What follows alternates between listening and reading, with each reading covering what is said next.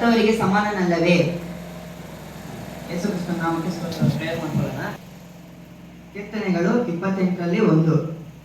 ಯೆಹೋವನೇ ನನ್ನ ಶರಣನೇ, ನಿನಗೆ ಮೊರೆ ಇಡುತ್ತೇನೆ, ಕೇಳದೆ ಇರಬೇಡ. ನೀನು ಕಿವಿಗೊಡದೆ ಹೋದರೆ ನಾನು ಸತ್ತವರಿಗೆ ಸಮಾನನಲ್ಲವೇ?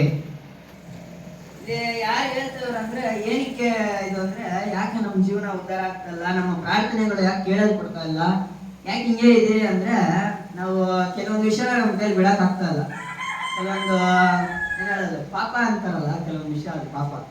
ದೇವರನ್ನ ತಿಳಿದು ಅವ್ರನ್ನ ಸ್ವೀಕರಿಸದೆ ಇರ್ತದೆ ಗೊತ್ತಾ, ಅದೇ ನಿಜವಾದ ಪಾಪ. ಎಲ್ಲ ಪಾಪ ಅಂದ್ರೆ ಏನ್ ಅನ್ಕೊಂಡ್ಬಿಟ್ಟಿದೆ ಪ್ರಪಂಚದಲ್ಲಿ ಇರೋರೆಲ್ಲ, ಕುಡಿಯೋದು, ವ್ಯಭಿಚಾರ ಮಾಡೋದು, ಬೇರೆ ಬೇರೆ ಕೆಲಸ ಮಾಡೋದೇ ಪಾಪ ಅನ್ಕೊಂಡ್ಬಿಟ್ಟಿದ್ದಾರೆ.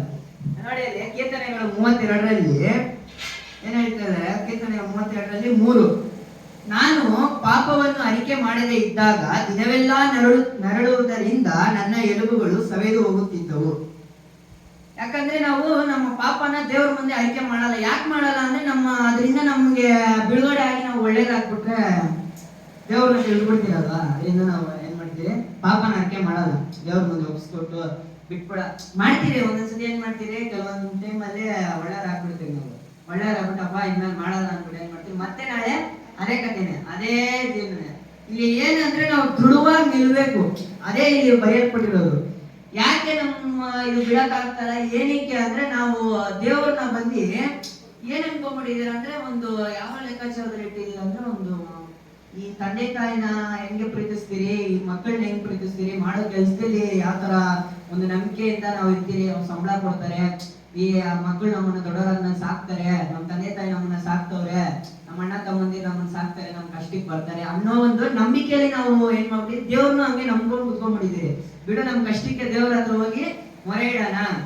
ಅಲ್ಲಿ ಏನ್ ಹೇಳ್ತಾರೆ ದೇವ್ರು ನೋಡಿ ಅಲ್ಲಿ, ಯಾಕೆ ಹಗಲಿರುಳು ನಿನ್ನ ಶಿಷ್ಟಾಸ್ತ್ರವು ನನ್ನ ಮೇಲೆ ಭಾರವಾಗಿದೆ. ನಾವು ಪಾಪನ ಬಿಡಕ್ ಆಗ್ದಿರೋವಾಗ ನಮ್ಗೇನು ಕೊರಗು ನಮ್ಮಲ್ಲಿ ಇರುತ್ತೆ. ಏನಿದು, ನಾವು ಏನಪ್ಪಾ ನಮ್ ಜೀವನ ಉದ್ಧಾರ ಆಯ್ತಲ್ಲ, ಯಾಕೆ ನಮ್ ಪ್ರಾರ್ಥನೆ ಕೇಳ್ತಾ ಇಲ್ಲ, ಯಾಕೆ ಏನು ಅಂತ ನಮ್ಮಲ್ಲೇ ಒಂದು ಕೊರಗಿರುತ್ತೆ. ಕೇಳಲ್ಲ, ಮಾಡಲ್ಲ, ದೇವ್ರು ಕೇಳಲ್ಲ. ಯಾಕಂದ್ರೆ ನಮ್ಮಲ್ಲಿರುವಂತದ್ದು ಹೋಗದೆ ಹೋದ್ರೆ, ಪಾಪ ಅನ್ನೋದು ಎರಡೇ ಪದ, ಪಾಪ ಪುಣ್ಯ ಅಂತಾರೆ, ಅದು ಎರಡೇ ಪದ ಎರಡೂನು. ಆ ಪಾಪನ ನಾವು ಬಿಟ್ಟಾಗ ನಾವು ಪುಣ್ಯ ಪಡ್ಕೊಳ್ಳೋ. ಆ ಪುಣ್ಯ ಏನಂದ್ರೆ ಯೇಸು ಕ್ರಿಸ್ತನ ಹಿಡಿಯೋದೇ ಆ ಪುಣ್ಯ.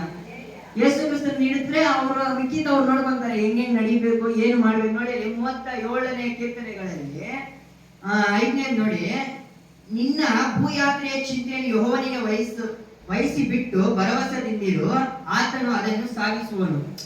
ಈ ಪಾಪ ಅನ್ನೋ ಕಾರ್ಯನ ಬಿಟ್ಬಿಟ್ಟು ನಾವೇನ್ ಇದ್ ಮಾಡಿದ್ರೆ, ದೇವ್ರ ಏನ್ ಮಾಡ್ತಾರೆ, ನಮ್ಮನ್ನ ಹೆಂಗ್ ನಡೆಸ್ಬೇಕು, ಏನ್ ಮಾಡ್ಬೇಕು, ಯಾವ ದಾರಿಯಲ್ಲಿ ಇವ್ ನಡೆಸ್ಬೇಕು, ಯಾವ್ಯಾವ ಸಮಯಕ್ಕೆ ಏನೇನ್ ಕೊಡ್ಬೇಕು ಎಲ್ಲ ಹೇಳ್ತಾರೆ. ನೋಡಿ 6ನೇದಲ್ಲಿ ಏನ್ ಹೇಳ್ತಾರೆ, ಆತ ನಿನ್ನ ಚಿತ್ತವನ್ನು ಉದಯ ಬೆಳಕಿನಂತೆಯೂ ನಿನ್ನ ನ್ಯಾಯವನ್ನು ಮಧ್ಯಾಹ್ನದ ತೇಜಸ್ಸಿನಂತೆಯೂ ಪ್ರಕಾಶಿಸುವನು. ಯೆಹೋವನ ಸನ್ನಿಧಿಯಲ್ಲಿ ಶಾಂತನಾಗಿ ಆತನಿಗೋಸ್ಕರ ಕಾದಿರು, ಪ್ರೀತಿಗಳನ್ನು ನೆರವೇರಿಸಿಕೊಂಡು ಅಭಿವೃದ್ಧಿ ಹೊಂದುವವನಿಗೆ ನೋಡಿ ಉರಿಗೊಳ್ಳಬೇಡ.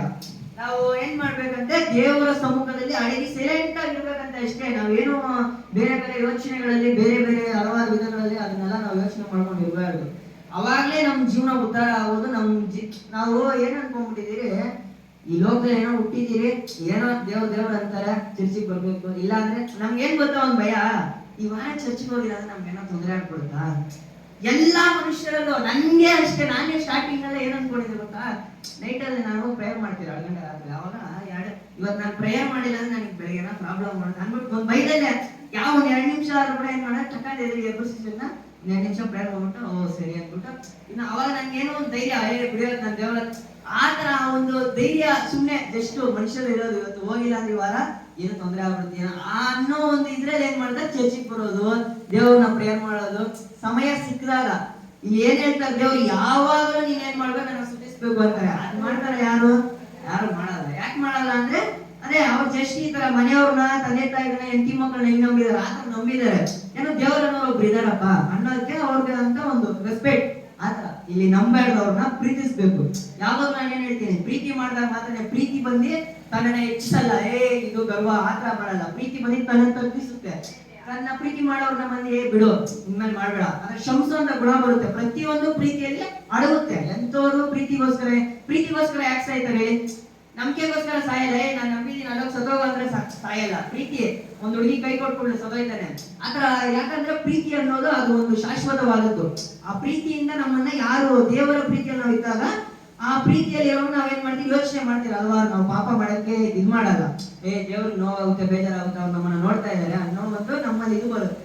ಯೇಸು ಕ್ರಿಸ್ತನ ನಾಮಕ್ಕೆ ಸ್ತೋತ್ರವಾಗಲಿ. ಅಲ್ಲೇಲೂಯಾ.